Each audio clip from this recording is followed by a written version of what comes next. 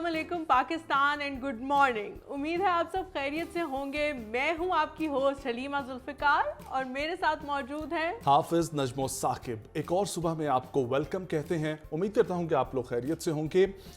हमारे topic daily बहुत interesting होते जा रहे हैं और आज इस टॉपिक के हम लोग बात करने जा रहे हैं वो है एजुकेशन सिस्टम, क्योंकि किसी भी माशरे के लिए दो चीज़ें बहुत ज़रूरी होती हैं, एजुकेशन और हेल्थ के ऊपर काम चल रहा है, फिर भी बेहतर है, लेकिन पाकिस्तानी तालीमी निज़ाम इसमें क्या कन्फ्यूजन है, इसी के ऊपर हम आज बात करेंगे। हमारे साथ मौजूद हैं डॉक्टर सादिया फातिमा साहिबा, असिस्टेंट प्रोफेसर हैं, एजुकेशनिस्ट हैं। बहुत शुक्रिया डॉक्टर साहिबा आपके वक्त देने के लिए।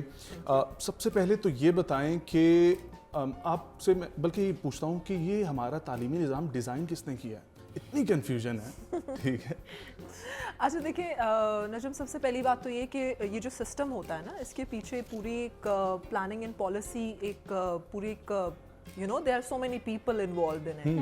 तो there is कोई एक सिंगल बंदा नहीं है कि हम उसको कहें कि ये उसने किया जिसको हम जाके पकड़ सकें, जिसको जाके पकड़ सकें, जिसको क्रेडिट दे सकें या कुछ ब्लेम कर सकें, हाँ ब्लेम कर सकें या कुछ भी कर सकें, because there is a whole system. Because आपके एजुकेशन सिस्टम के पीछे और बहुत सारी चीज़ें होती हैं, ठीक है। आपकी language and planning and policy वो भी जो है वो बीच में शामिल होती है। सो इट्स किसी एक बंदे का काम नहीं होता, इसके अंदर पूरी एक मिनिस्ट्री भी इन्वॉल्व होती है और एक बहुत सारे लोगों की एक टीम एफर्ट होती है। उसके बाद ये जो है ये टीम एफर्ट हुई है वैसे वाकई में हमारे एजुकेशन सिस्टम के ऊपर अगर खास तौर पे बात की जाए। देखिए as far as Pakistan is concern, आपको पता है कि पाकिस्तान फिर किन हालात में बना था। उसके बाद जब पाकिस्तान बन गया तो शुरू में इतना हमारे पास रिसोर्सेज भी नहीं थे, इतनी एनर्जी भी नहीं थी, इतना टाइम भी नहीं था कि इन चीज़ों के ऊपर ज़्यादा, क्योंकि हम लोगों को एक इतनी नौज़ायदा ममलिकत थी कि और बहुत सारी मुश्किलात का सामना था। तो उसमें से जो हमारा एजुकेशन सिस्टम था वो हमने वही अडॉप्ट किया जो कि चल रहा था। अच्छा, इसी बात से मैं एक और सवाल करूंगी कि हमारा जो एजुकेशन सिस्टम है डॉक्टर साहिबा, वो अभी तक ब्रिटिश वाला ही चल रहा है।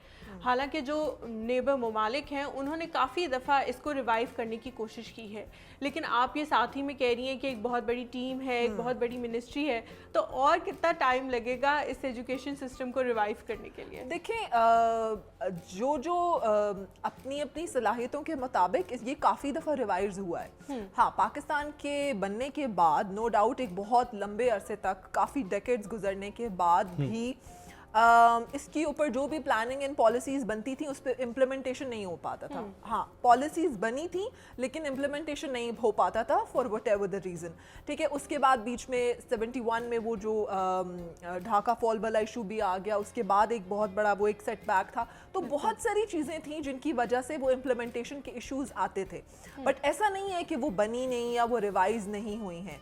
हाँ, एजुकेशन सेक्टर में नो डाउट बहुत ज़्यादा, जैसे कि नजम ने बोला कि हेल्थ और एजुकेशन ये बहुत ज़्यादा इंपॉर्टेंट चीज़ें हैं जो कि दोनों साइड बाय साइड चलती हैं। आप हेल्थ को इग्नोर नहीं कर सकते, आप एजुकेशन को भी इग्नोर नहीं कर सकते, किसी भी सोसाइटी के। एग्जैक्टली। और ये जो एजुकेशन है ये आपकी मेंटल हेल्थ है। सो एक तरह से कहा जाए तो वन वे और द अदर दोनों कॉरिलेट करते हैं। अच्छा, मेंटल हेल्थ की आपने बात की, इसी से मेरा नेक्स्ट सवाल है कि मेंटल हेल्थ कितनी इफ़ेक्ट होती है उन बच्चों की जो 3 डिफरेंट एजुकेशन सिस्टम से होके आगे आते हैं, और जब वो आगे आते हैं तो उनको पता लगता है कि कंपटीशन इतना ज़्यादा है, Urdu medium, English medium, Oxford, Cambridge, ये सब, तो क्या वो पीछे रह जाते हैं? क्या वो हमेशा एहसास कमतरी का शिकार रहते हैं? अच्छा देखिए, एक बच्चा 3 डिफरेंट सिस्टम से नहीं होके आता, एक बच्चा अपने ही सिस्टम से होके आता है, बट जब वो आता है मार्केट में तो उसको पता चलता है। मार्केट से मेरी मुराद actually the target and the practical place है जहाँ पे वो आता है फील्ड में। जब वो आता है तो उसको पता चलता है कि यहाँ पे तो और भी बहुत सारी बाय प्रोडक्ट्स हैं डिफरेंट सिस्टम्स की, और I am not the only one. अब देखिए, हर इंडिविजुअल की अपनी कुछ स्ट्रेंथ्स होती हैं। बिल्कुल, मैं उन लोगों में से हूँ, मुझसे कभी भी जो है ना वो रोट लर्निंग नहीं होती, मुझसे रट्टा नहीं लगता, मुझे याद नहीं होती चीज़ें, मैं कंसेप्चुअलाइज करके इंटरनलाइज करती हूँ। बट मैं हमेशा उन स्टूडेंट्स में रही हूँ जो कि शायद उतना अच्छा स्कोर नहीं कर सके, लेकिन लाइफ में when it comes to the practical life, चाहे वो मेरी प्रोफेशनल है, तो मुझे लगता है कि मैं परफॉर्म अच्छा करती हूँ। लेकिन मेरी अगर आप डिग्रीज या मेरे मार्क्स उठा के देखें वो इतने कंपैटिटिव नहीं है, کیونکہ میں نہیں کر سکتی, میں وہ نہیں کر سکتی کہ جو مجھے پڑھایا جائے میں اس کو ایگزیکٹلی ریپروڈیوس کروں, because I have my way of line to line آپ اسی طرح سے. ہاں میں ایگزیکٹلی. ٹھیک, آپ نے ان کی بات کا جواب دیتے ہوئے یہ کہا کہ ڈفرینٹ سسٹم سے نہیں, وہ اگر ایک ہی سسٹم سے بھی ہو کے آئے تو اس کو آگے آ کے کافی مشکلات ہوتی ہیں, پیش آتی ہیں. اس کا کیا یہ حل ہے کہ وہ جو ایک آج کل گورنمنٹ کی بھی بات ہے کہ ایک نصاب ہو جائے اور پھر تمام مسئلے حل ہو جائیں, کہ سندھ میں بیٹھا ہوا بچہ بھی وہی پڑھ رہا ہو, اندرون سندھ میں بلکہ بیٹھا ہوا بچہ, اور اسلام آباد میں بھی وہ پڑھ رہا ہو, یہ پاسبل ہے کیا؟ ڈیفینیٹلی پاسبل ہے, یونیفارمٹی.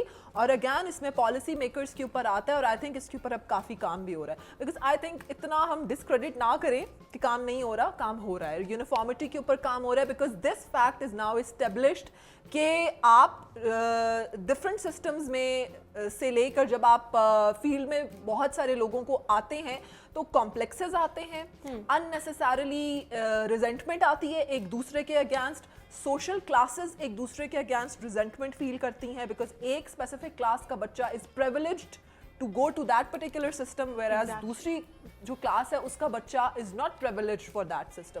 تو وہ ریزنٹمنٹ اور بہت ساری معاشی what should I say جو ہے نا ایک ڈسٹربنس, ایک ڈس بیلنس جو ہے وہ بن جاتا ہے سوسائٹی کے اندر. تو یہ صرف ایجوکیشن سسٹم نہیں ہے, یہ ہارمنی بھی ہے, کیونکہ ڈفرینٹ ایجوکیشن سسٹمز جن کے ڈفرینٹ ایجنڈا ہوں گے, جن کے ڈفرینٹ کلیمز ہوں گے, جن کے آبجیکٹیوز ڈفرینٹ ہیں, جن کی پالیسی ڈفرینس ہیں, تو وہ ڈفرینٹ مائنڈ سیٹ پروڈیوس کریں گے. اور پھر جب وہ آئیں گے میدان میں آئیں گے تو وہ نہ صرف یہ کہ کلیشز بنیں گے بلکہ ریزنٹمنٹ بھی ہوگی. اچھا, پاکستان کی جو آبادی ہے اس میں سے تقریباً نصف آبادی ابھی تک تعلیم یافتہ نہیں ہے.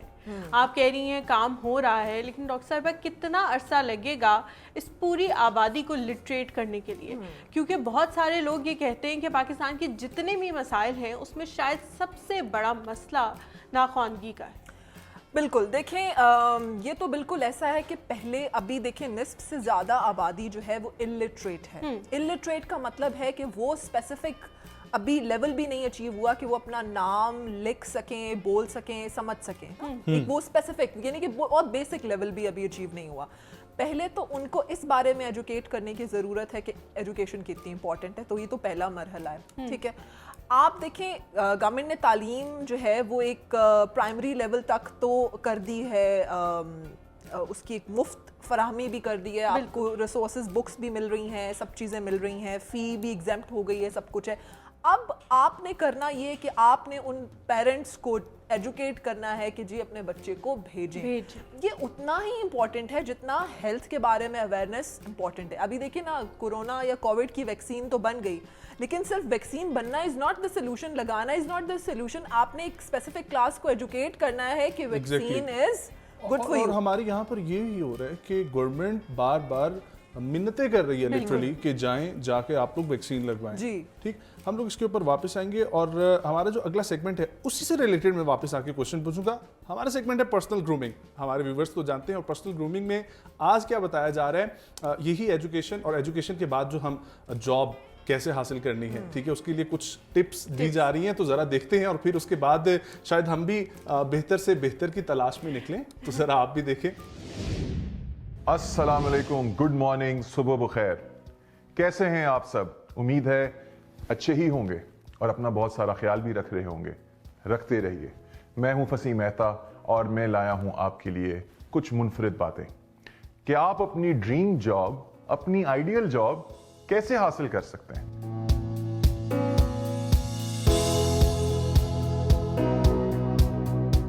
تو ہم نے جیسے پچھلی ایپیسوڈ میں بات کی تھی کہ اپنے بارے میں جانیے, میں کون ہوں. یہ ایک بہت ڈیپ ٹاپک ہے, پر ہم نے چند منٹ میں اس کو بہت جلدی سے ڈسکس کیا تھا. کچھ ٹپس دیے تھے کہ کیا کر سکتے ہیں. حرکت میں برکت ہے, جائیے جلد از جلد جا کے جتنا سے زیادہ اپنا تجربہ حاصل کر سکتے ہیں کریں. اور اب گھر بیٹھ کے بھی آپ تجربہ ویسے تو حاصل کر سکتے ہیں, سو گھر بیٹھ کے بہت کچھ ہو سکتا ہے. لیکن جو بہت امپورٹنٹ چیز ہے وہ یہ ہے کہ آپ نے کیا کیا, یہ میٹر کرے گا جب بھی آپ کسی انٹرویو کے آگے جائیں گے. اب افسوس کی بات یہ ہے کہ جب ہم لوگ ڈگریاں حاصل کرتے ہیں, لاکھوں کروڑوں روپیہ اس پہ خرچ کرتے ہیں, لیکن اس کے باوجود ہم جا کے مارکیٹ میں فوراً جاب حاصل نہیں کر سکتے. ہمیں ایک پروسیس سے گزرنا ہوتا ہے ایک طرح کی اسکروٹنی سے گزرنا ہوتا ہے جس میں ہمیں ایک خاص زاویے سے ایک اینگل سے دیکھا پرکھا جاتا ہے. عموماً اس کو لوگ انٹرویوز اسیسمنٹ سینٹرز کہتے ہیں. آپ نے کسی بھی ادارے سے ڈگری کیوں نہ حاصل کی ہو, کتنے ہی پیسے کیوں نہ لگائے ہوں, کتنی ہی آپ کی اچھی بہت سٹار والی ایکیڈیمک بیک گراؤنڈ کیوں نہ ہو, 4 GPA لیا ہے, سب ٹاپ کیا ہے, فرسٹ ڈویژن آئی ہے, پھر بھی آپ کو اس پروسیس سے گزرنا ہوگا. سو اس کا مطلب یہ ہوا کہ اس پروسیس میں کچھ خاص ہے جس کی تیاری کرنی ہے. اور میں اگلے سٹیپ پہ جانے سے پہلے کہ ڈائریکٹ ہم بات کریں کہ بھائی اپنا CV کیسے بنائیں اور انٹرویو کی تیاری کیسے کریں, پہلے ہم وہ بات کریں گے کہ ابھی تو آپ نے صرف اپنے آپ کو کھوجا تھا اور آپ نے یہ ڈسکور کیا تھا میں کون ہوں, مجھے کیا پسند ہے, مجھے کریٹو کام پسند ہے, میں آرٹسٹ بننا چاہتا ہوں. آرٹسٹ میں بھی تو بہت ساری کیٹیگریز ہیں, پرفارمنگ آرٹ ہے, لٹریری آرٹ ہے. آپ کیا بننا چاہتے ہیں؟ آپ کیلیگرافی کرنا چاہتے ہیں, آپ میوزک یا کسی اور پرفارمنگ آرٹ میں انٹرسٹڈ ہیں, آپ فوٹوگرافی میں انٹرسٹڈ ہیں. فوٹوگرافی میں بھی تو بہت ساری چیزیں, landscape, animals photography, wild animal photography. تو جو بھی آپ نے اپنا پیشن آئیڈینٹیفائی کیا کہ میں لوگوں کو بہت زیادہ پیسہ بنا کے دینا چاہتا ہوں, I want to get rich while making people rich as well. Investment banking is one way to do it. So جو بھی آپ نے اپنا وہ پیشن آئیڈینٹیفائی کیا, اب اس سے آپ نے پہلے اپنی انڈسٹری آئیڈینٹیفائی کرنی ہے اور اس کے بعد اس انڈسٹری کے میجر پلیئرز, وہ ادارے جہاں پہ آپ کو اس قسم کی جاب مل سکتی ہے جو آپ کے پیشن سے الائنڈ ہو اور آپ کے اس انٹرنل ہنگر کو فیڈ کرے. سو اب ہم بات کرتے ہیں کہ وہ ریسرچ کیسے کی جائے گی. اب لیٹس سے کہ آپ نے انڈسٹری چوز کی بینکنگ, تو پھر پہلے تو جانیے کہ اگر آپ پاکستان میں بینکنگ میں جاب کرنا چاہتے ہیں تو آپ کو پتا ہو کہ میجر بینکس کون سے ہیں, بینک کو ریگولیٹ کرنے والا ادارہ جو ہے اسٹیٹ بینک, اس کے کون سی میجر پالیسیز ہیں, بینکنگ کی ڈگری کیا آپ کے پاس ہے, کس نیچر کی آپ جاب کرنا چاہتے ہیں, کیا اس جاب کے لیے لوگوں کو کوئی خاص سکلز چاہیے وہ آپ کے پاس ہیں, نہیں ہیں تو وہ کہاں سے مل رہے ہیں, کون سے لوگ ہیں جو ارلی سٹیج میں گئے اور کون سے ہیں جو لیٹرل سٹیج میں گئے. آپ اگر ابھی بالکل فریش ہیں تو آپ نے ارلی سٹیج میں جانا ہے, چاہے وہ مینجمنٹ ٹریننگ پروگرام کے ذریعے آپ جا رہے ہیں یا کسی اور ارلی انٹرنٹ پروگرام کے ذریعے, تو اس کا کوئی نہ کوئی ٹیسٹ ہوگا. کن اداروں میں وہ ٹیسٹ ہوتا ہے, اس ٹیسٹ کی تیاری کے لیے کس قسم کے سکلز چاہیے, اس کی تیاری کا ٹائم کتنا لگتا ہے, اس کی تیاری کے لیے مٹیریل کہاں سے اویلیبل ہے, اور اس انڈسٹری کے بارے میں جاننا اس سے بھی زیادہ ضروری ہے. کیا وہ انڈسٹری گرو کر رہی ہے, اس انڈسٹری کے مسائل کیا ہیں, اس کے بارے میں آن لائن آپ ریسرچ کر سکتے ہیں, بہت ساری رپورٹس ملیں گی. خدا را فیک نیوز پہ مت جائیے گا, بہت سارے ایسے لنکس اور آرٹیکلز ملیں گے جن کی آپ خود تصدیق نہیں کر سکتے, وہ اوتھینٹک نہیں ہیں, وہ ویریفائبل نہیں ہیں. اور ایسے ڈیٹا کی بیسس پہ اگر آپ کوئی انفارمیشن اپنے انٹرویو میں شیئر کر دیں یا اپنی اپلیکیشن میں جاب کی جب آپ اپلیکیشن فل کر رہے ہیں تو وہ آپ کے لیے نقصان دہ بھی ثابت ہو سکتا ہے. سو اوتھینٹک سورس پہ جائیں, سرویز ہیں, ریسرچ ہے, اس کے بارے میں جانیے کہ اس انڈسٹری میں کس قسم کے لوگوں کی زیادہ قلت ہے, آج کل کے چیلنجز کیا ہیں, وہ انڈسٹری کس طرح گرو کر رہی ہے.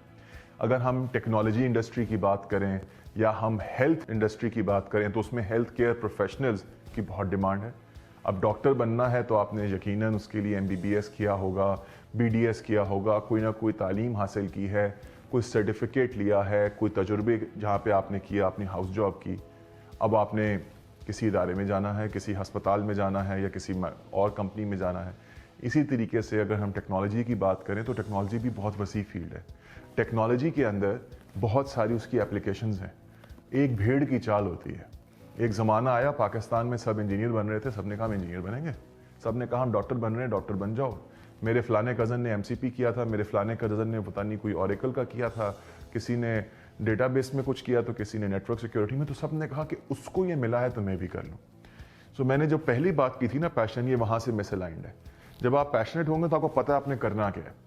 اب اس فیلڈ کے اندر مزید ڈیپتھ ہے, گہرائی ہے, آپ اس کے بارے میں جانیے. اگر آپ سمجھتے ہیں کہ آپ نے پروگرامنگ کرنی ہے, میں ایک بہت سمپل سی ایگزامپل دیتا ہوں.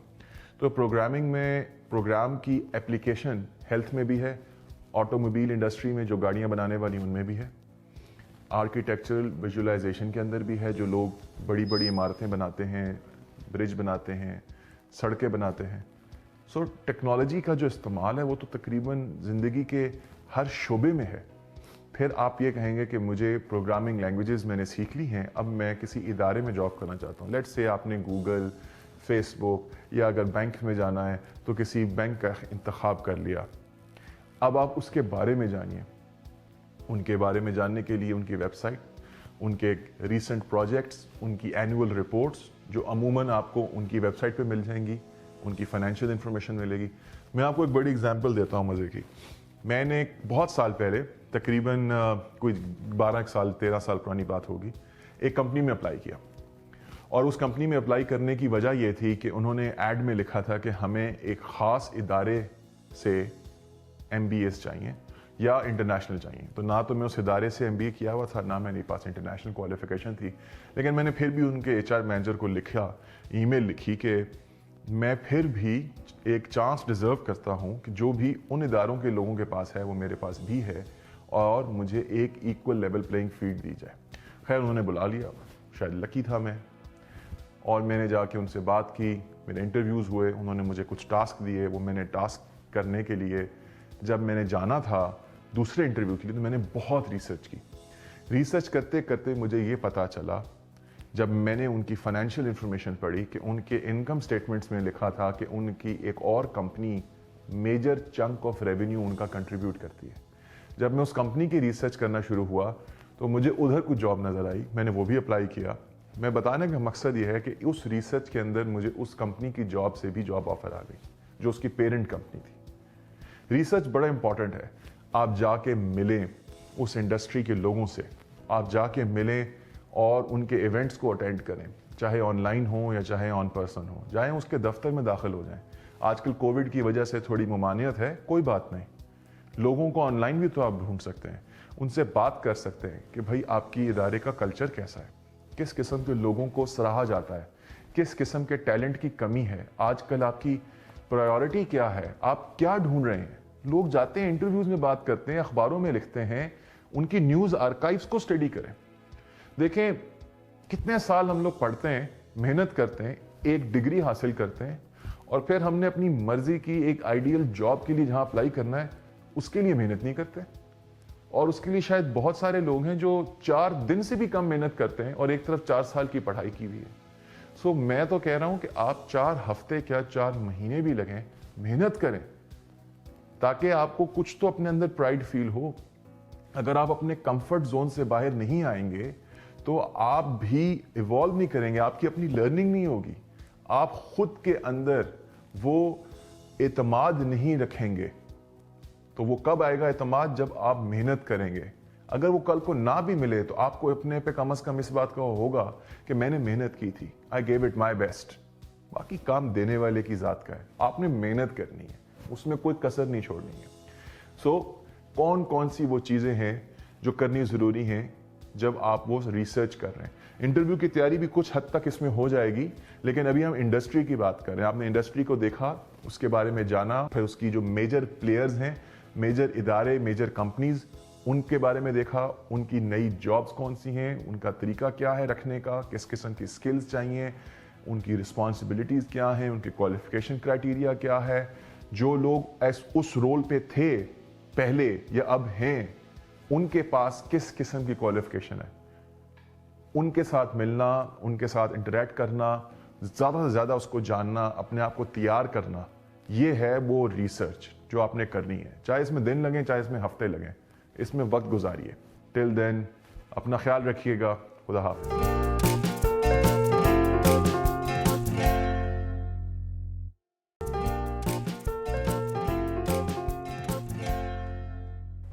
जी welcome back to the show. उम्मीद है कि जो टिप्स हमने आपको दी हैं उन पे आप अमल करेंगे और बेहतर से बेहतरीन जॉब हासिल करेंगे. जी टॉपिक की तरफ वापस आते हैं.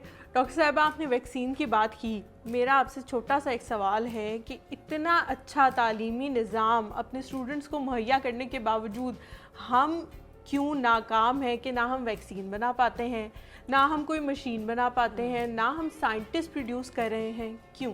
اچھا حلیمہ, سب سے پہلے مجھے لگا آپ مجھ سے پوچھ رہی ہیں کہ آپ نے ویکسین لگوا لی ہے, سو آئی تھاٹ کہ میں کیسے بتاؤں. وہ بھی بتا دیں. ہاں وہ بھی نہیں, میں نے نہیں لگوائی. کیونکہ وہ ایجوکیشن بہت ضروری ہے اس وقت. آئی تھنک اس میں تو کوئی رسک لینے کا چانس ہی نہیں ہے, ٹھیک ہے نا. جب بھی کوئی چیز آتی ہے اس کے حوالے سے کنٹروورسی پہلے بنتی ہے. آپ تعلیم کو ہی لے لیں, جب ایک زمانے میں تعلیم عام نہیں ہوتی تھی تو لوگ اس کے بارے میں بھی ان کی بھی بڑی مسکنسیپشن ہوتی تھی کہ جی لڑکیوں کو تعلیم نہیں دینی, یہ نہیں کرنا, وہ نہیں کرنا, بغاوت ہو جائے گی. اچھا سوری میں آپ کی بات کاٹ رہی ہوں, پولیو ویکسین بھی جب آئی تھی تو ہم نے یہ دیکھا تھا کہ اس کے بارے میں بھی بڑی کنٹروورسی آئی تھی کہ اس میں کچھ ایسی چیزیں ہیں جو نہیں لگوانی. جی بالکل, تو وہی بات ہے کہ چاہے وہ تعلیم ہو, چاہے وہ ہیلتھ سے ریلیٹڈ کوئی ایڈوانسمنٹ ہو, کوئی بھی انوویشن ہو, کنٹروورسی پہلے آتی ہے. اب اس میں بھی دیکھیں نا, لوگ کنٹروورسی پھیلانے والوں کے کچھ اپنے ایجنڈا ہوتے ہیں, کچھ just for the sake of making news, making hype, تاکہ ان کا یوٹیوب چینل کو لوگ سبسکرائب کریں, سینسیشن ہو, سبسکرائبرز بڑھیں, کیونکہ وہ ایک ڈفرینٹ, ایک اپوزٹ کچھ لانا چاہتے ہیں. اب آپ کا جو کویشچن ہے کہ تعلیم کے باوجود بھی ہم کیوں ایسی قوم یا ایسے لوگ پروڈیوس نہیں کر پائے جو کہ ہمیں ٹیکنالوجیکلی, ہیلتھ سیکٹر میں, ادروائز ہمیں کچھ ایسا انوویشنز دے سکیں جو کہ ہمارے لیے بھی امپورٹنٹ ہو, سگنیفیکنٹ ہو, اور جو دنیا میں بھی ہمارا نام روشن کرے, اور ہم سے ایک چیز, ایک ایجاد یا ایک انوویشن یا ایک چیز ہم سے بھی ایسوسیٹ ہو. تو بات یہ ہے کہ دیکھیں, ہم ابھی اس چیلنج سے ہی باہر نہیں نکلے جہاں ہمیں لوگوں کو آج یہ ایجوکیٹ کرنا پڑ رہا ہے کہ تعلیم حاصل کریں, جو کہ بہت بیسک تعلیم ہے. لیکن ڈاکٹر صاحب آپ کو نہیں لگتا کہ ہمیں بچوں کو یہ چیز سکھانی چاہیے, ایک چھوٹے لیول سے یہ چیز بتا دینی چاہیے کہ محترم ہونا بہت اچھی چیز ہے لیکن مفید بنو, فائدہ مند ہوں آپ لوگ, آپ کے کوئی بھی عمل جو ہے اس سے کسی کو نقصان تو بہت دور کی بات ہے, لیکن آپ فائدہ دیں.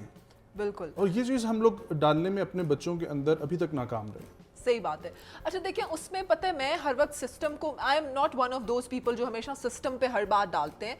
دیکھیں سسٹم تو جو ہے سو ہے, ٹھیک ہے, ہمارے ہی اسی تعلیمی نظام سے بہت سارے ایسے بڑے بڑے لوگ پروڈیوس ہوئے ہیں. ڈاکٹر عبد القدیر خان بھی اسی تعلیمی نظام کی پیداوار ہیں, اور بھی میرے پاس بہت نام ہے, شاید ابھی میرے ذہن میں نہیں آ رہے, but yes we do have, ٹھیک ہے, تھوڑا ہے نمبر, لیکن اسی تعلیمی نظام کی بہت ساری پیداوار ہیں جو کہ جنہوں نے پاکستان کا نام روشن بھی کیا. کیا ابھی تک وہ تعلیم ریلیونٹ ہے؟ وہ اس زمانے کے لحاظ سے نہیں تھی, اب ہمیں آگے نہیں بڑھنا چاہیے؟ نہیں, نو ڈاؤٹ. تعلیم دیکھیں, تعلیم ایک ٹائم آنرڈ چیز ہے. جو انہوں نے اس زمانے میں حاصل کیا وہ ملٹی پلائی بائی ایکسپیرینس ہوتا ہے, multi ply by time, multi ply by experience ہوتا ہے. تو ہم یہ نہیں کہتے کہ تعلیم کبھی آؤٹ ڈیٹ ہو جاتی ہے یا آؤٹ ڈیٹڈ ہوتی ہے, نہیں. جو ان کا نالج تھا اس میں, جو انہوں نے اپنے زمانے میں کر کے دکھانا تھا وہ انہوں نے کر دکھایا. اچھا میرے دماغ میں ایک عجیب سا سوال آیا ہے, شاید آپ کو پسند نہ آئے, لیکن ہم نے سیکنڈ ایئر میں ایک ناول پڑھا تھا مسٹر چپس, کیا وہ ابھی بھی ریلیونٹ ہے؟ یا اس, اگر آپ کو یاد ہو تو اس میں کیا سکھایا جا رہا تھا, وہ کیا تھا جو ہمیں سیکھنے کی ضرورت تھی؟ مجھے تو بالکل وہ سمجھ نہیں آئی. دیکھیں آپ جو مسٹر چپس بتا رہی ہیں نا, وہ مسٹر چپس آپ کے انگلش کے کریکولم کا حصہ تھی, ٹھیک ہے. اس طرح سے بہت سارے ایسے ناولز, بہت ساری ایسی شارٹ سٹوریز, بہت ساری ایسی پوئمز ہوتی ہیں, اگر ہم وہ آپ انگلش کے نصاب کا حصہ تھی. اسی طرح اگر آپ نے اردو میں غالب کے خطوط پڑھیں تو آپ کہیں گے غالب کے خطوط ہمیں کیوں پڑھائے جا رہے ہیں جی, ٹھیک ہے جی. قائد اعظم کے خطوط ہمیں, خیر اس طرح کی کوئی چیز نہیں تھی قائد اعظم کے خطوط کے نام سے, یا اقبال کی. دیکھیے اقبال کی نظم اگر آپ بات کریں, میں اس کی ایگزامپل اس طریقے سے آپ کو ریلیٹ کر کے بتاؤں گی کہ اقبال کی نظم صرف اس زمانے میں ریلیونٹ نہیں تھی, خود ہی آپ کو آج بھی ضرورت ہے خود ہی کی, ٹھیک ہے. وہ جو امت مسلمہ میں یا مسلمان نوجوانوں میں یا شاہین جس طرح کہہ کے وہ مخاطب کرتے تھے اور کہتے تھے, پرووک کرتے تھے بہت سارے جذبات, وہ آج بھی ریلیونٹ ہے. اس زمانے کا جو لٹریچر تھا, شیکسپیئر آج بھی پڑھایا جاتا ہے. تو بات یہ ہے کہ وہ فیلنگز, وہ ایموشن, وہ ٹریجڈی, وہ سب کچھ وہ ریلیونٹ ہوتا ہے, وہ multiply by that time and multiply by that situation ہو جاتا ہے, اور آپ اس کو ریلیٹ کر پاتے ہیں. ہاں جب آپ سائنس اینڈ ٹیکنالوجی کی باتیں کرتے ہیں اس میں تو you have innovation every day. Education کی جب ہم لوگ بات کرتے ہیں تو ہمیشہ ذہن میں ایک بوجھ آ جاتا ہے بچے کے ذہن میں.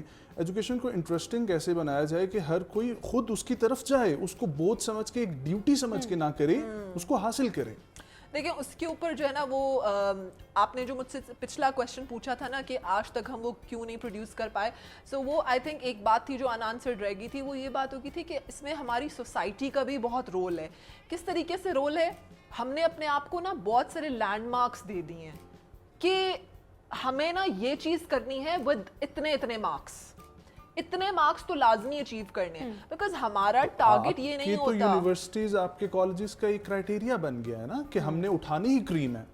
ایسی یونیورسٹیز ہیں جو آگے بچے پروڈیوس کر رہی ہیں, وہ اٹھاتی ہی جب کریم ہے تو ان کو آبویسلی ان کے رزلٹ بھی اچھے آئیں گے, اور اسی چکر میں کچھ ایسے بچے رہ جاتے ہیں جو اکیڈمیکلی اتنے اسٹرانگ نہیں ہوتے, لیکن ان کا ویژن ایک پریکٹیکل لائف کو لے کے ایک الگ قسم کی صورتحال سے ہوتا ہے. So Najam actually I am trying to say کہ نہ صرف یونیورسٹی, ہمارے گھر والے ایسے بچے کو ایکسیپٹ نہیں کرتے جو اکیڈیمکلی اچھا پرفارم نہیں کرتا. ہمارے گھر والے ایسے, ہمارے ماں باپ ایسے بچے کو ایکسیپٹ نہیں کرتے جو اچھا نہیں, تو یونیورسٹی تو پھر ایک باہر کی چیز ہے. اگلے سیگمنٹ کی طرف جانا ہے, لیکن اس سے پہلے میں ایک چھوٹی سی بات کرتا ہوں. کل بھی ہم اس چیز کو ڈسکس کر رہے تھے جب, تو اس میں نے یہ بولا کہ ہمارے ماں باپ ہمیں یہ سکھاتے ہیں, ٹھیک ہے, اگر ہم لوگ ٹیچرز کو نہ بلیم کریں یا کسی کو بھی, کہ اخلاقیات پر زور دیں, ٹھیک ہے, آپ کسی کے ساتھ جھوٹ نہ بولیں, دھوکہ نہ کریں, ہر کسی کا خیال رکھیں. اور جب وہ بچہ کمانے کے لحاظ سے ٹھیک نہیں ہوتا تو پھر اس کو یہی اگزامپل دی جاتی ہے کہ فلانے کو دیکھا ہے, کمپیریزن آ جاتا ہے کہ وہ کامیاب ہو گیا ہے. ہاں یہ باتیں تو چلتی رہیں گی, یہ سوالات تو کبھی ختم نہیں ہوں گے ہمارے, لیکن اگلا سیگمنٹ جو ہمارا ہے وہ ہے ہوم ورک آؤٹ. چلتے ہیں اس کی طرف اور دیکھتے ہیں کہ گھر میں ہم کس کس قسم کا ورک آؤٹ کر سکتے ہیں. السلام علیکم amazing people, we are back with another episode of amazing health tips. So میرا نام ہے ماریہ خان اور میں لے کر آ رہی ہوں آپ کے پاس دا فٹنس شو کا ایک اور امیزنگ ایپیسوڈ. اور آج کے ایپیسوڈ میں ہم کنٹینیویشن کریں گے ایک پرانے ایپیسوڈ کے. ہم نے آپ کے ساتھ ہوم ورک آؤٹس شیئر کیے تھے, ہم نے آپ کے ساتھ کچھ body weight work out share کیے تھے جو آپ گھر میں کہیں پہ بھی, آپ دفتر میں ہیں, کہیں پہ بھی ہیں, آپ کو بس چھوٹی سی ایک جگہ چاہیے آن دا فلور اور آپ وہ ورک آؤٹ پرفارم کر سکتے ہیں. سو ہم نے لاسٹ ٹائم آپ کے ساتھ ڈسکس کیا تھا کیٹرپلر, اور that's the upper body work out. پھر ہم نے کیا تھا اسکواٹس جو لوور باڈی کے ورک آؤٹس ہیں. پھر ہم نے کیا تھا پش اپ, اور آج ہم آپ کے ساتھ ڈسکس کریں گے لنجز جو اگین بیلی بٹن سے نیچے کا ورک آؤٹ ہے, اینڈ دین ایک full body fat blaster workout share کریں گے, وہ ہے برپیز. سو یہ جو 5 پر ورک آؤٹس ہیں, یہ دس از جیسے فاؤنڈیشن ہے موومنٹ کی. سو موومنٹ کی 5 بیسک مووز ہیں, اور وہ ہے push ups, squats, lunges, caterpillar and dead lifts. تو اس سارے کو ہم انکارپوریٹ کر رہے ہیں انٹو دیز 5 ورک آؤٹس. اور اگر آپ یہ 5 ورک آؤٹس ماسٹر کر لیں گے ٹوگیدر وتھ پرانا ایپیسوڈ اینڈ آج کا ایپیسوڈ, تو this is the ultimate movement, it covers everything. So میرے ساتھ ہیں ثاقب, اور ثاقب ڈیمانسٹریٹ کریں گے ورک آؤٹس کو, اور میں آپ کو بتاؤں گی کہ ورک آؤٹ پرفارم کیسے کرنا ہے. آپ بیسکلی اس کو ریپیٹ کر لیں 5 to 10 ٹائمس اگر آپ بگنر ہیں تو, اور سلولی گریجولی ان کے ریپس کو انکریز کریں. And you can do it any time any where, all you need is زمین, تھوڑا سا زمین کا اتنا سا ٹکڑا. All right, so let's go into the work outs.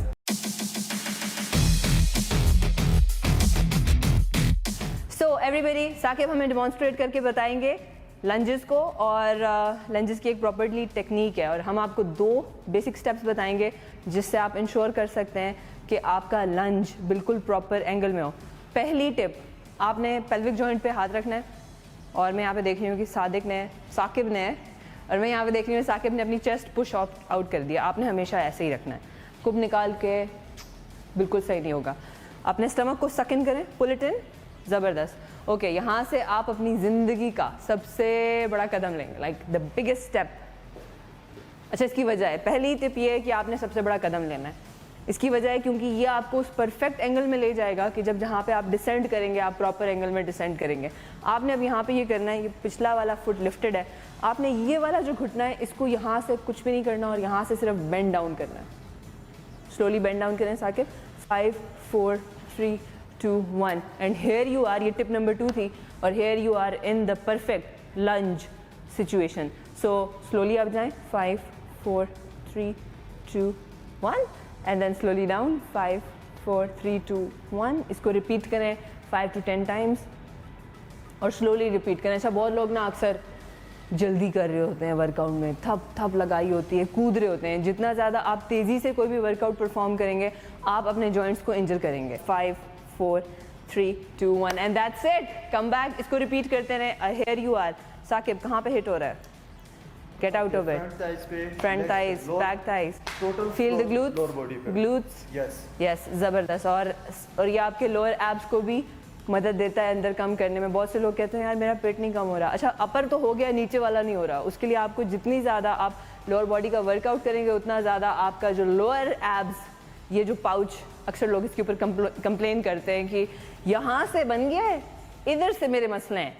तो मसले जितनी आप लेग्स ट्रेन करेंगे, जितना आप लोअर बॉडी को हिट करेंगे, आपका लोअर एब्स भी फॉर्म होते रहेंगे. हम आपके साथ शेयर करने जा रहे हैं एक और वर्कआउट जो एक फुल बॉडी ब्लास्टर है.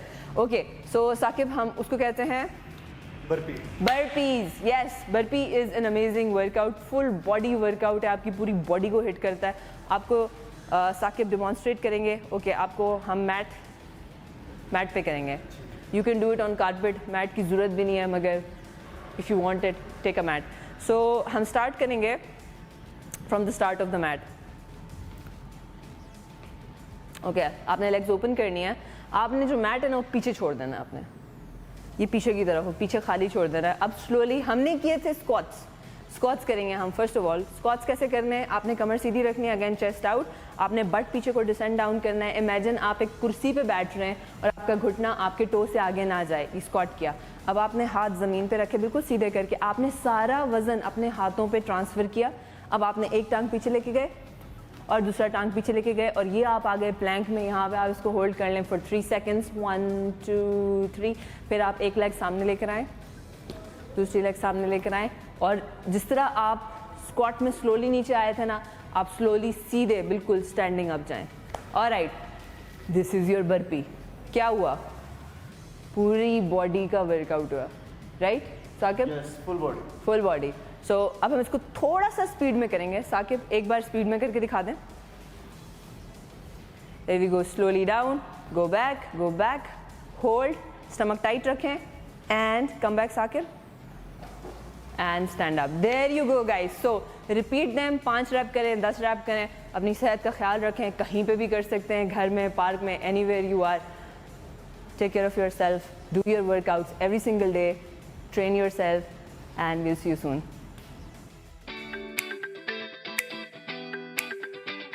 अस्सलामुअलैकुम एवरीवन. आज हम न्यूट्रिशन में सबसे अहम मील ऑफ द डे पे बात करेंगे और वो है नाश्ता. Yes, breakfast. और ब्रेकफास्ट सबसे अहम मील है. और बहुत से लोग मैं देखती हूँ डेली बेस पे जो मुझे मिलते हैं वो कहते हैं हम नाश्ता नहीं कर रहे, हमारा नाश्ता करने को दिल नहीं करता.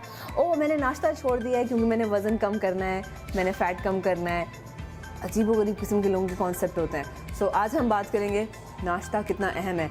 पूरे 8-9 घंटे अगर आप सोते हैं, उसके बाद the first thing you eat during, उठते के साथ जो आप खाते हैं वो डिटरमिन करता है कि आप दिखते कैसे हैं.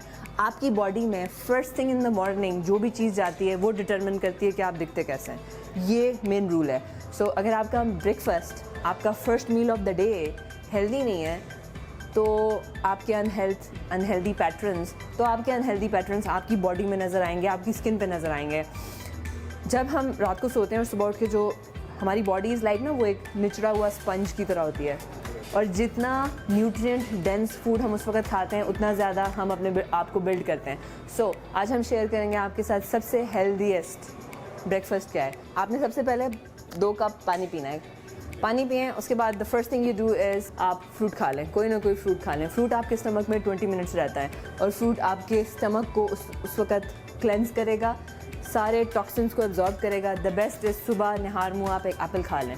एप्पल खा के अपना नाश्ता प्रिपेयर करें. बेहतरीन नाश्ता क्या है? आपके नाश्ते में प्रोटीन्स होने चाहिए, वेजिटेबल्स होनी चाहिए और हेल्दी कार्ब्स होने चाहिए. सो प्रोटीन्स क्या हैं? सारा एग वाइट्स, येलो नहीं, येलो के अंदर कोलेस्ट्रॉल ज़्यादा है. प्रोटीन सफ़ेदी में भी है, प्रोटीन येलो में भी है, मगर येलो में फ़ैट ज़्यादा है, कोलेस्ट्रॉल ज़्यादा है. सो इसीलिए कोलेस्ट्रॉल को कम करें अगर आप हाइपरटेंशन के पेशेंट हैं, अगर आपका ब्लड प्रेशर तेज़ होता है और अगर जनरली आप अपनी हेल्थ को अच्छी स्टेट में लेके जाना चाहते हैं. तो एग वाइट्स के अंदर बहुत सारी ग्रीन्स डालें, ऑमलेट बना लें और ब्राउन ब्रेड के साथ इसको खाएँ और इन्जॉय करें with a cup of T. ये मेरी चाय है. I don't know if you can see it. It's black T کوشش کریں دودھ آہستہ آہستہ اپنی زندگی سے کم کریں, کیونکہ ہم جب دودھ بناتے ہیں تو وہ دودھ زیادہ اور پتی کم ہوتی ہے اور چینی بہت زیادہ ہوتی ہے. چینی آہستہ آہستہ کم کریں, اپنی صحت کا خیال رکھیں, ناشتہ ڈیلی کریں. Take care of your self, اور ہم پھر ملیں گے دوبارہ ایک اندر امیزنگ ایپیسوڈ کے ساتھ. Take care.